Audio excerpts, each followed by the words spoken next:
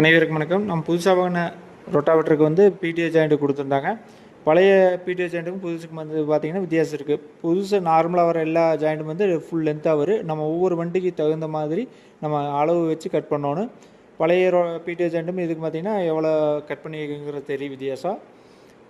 நம்ம வந்து வண்டியில் மாட்டி பார்த்துட்டு அதே மாதிரி ஒவ்வொரு ரொட்டாவேட்டருக்கு தகுந்த மாதிரி வந்து அளவு மாறுது. இப்போ பழைய தரணி ரொட்டாவேட்டருக்கும் இப்போ ஏஎஸ் ரொட்டாவேட்டருக்கும் பார்த்திங்கன்னா லென்த் வித்தியாசம் இருக்குது. முன்னாடி மாட்டுற லோயர் லிங்க் கை வந்து பார்த்திங்கன்னா 1.5 இன்ச்சு வித்தியாசம் இருக்குது.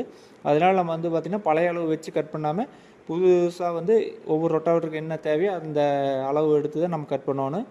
நம்ம மிஷினில் வந்து நீட்டாக கட் பண்ணிட்டோம்.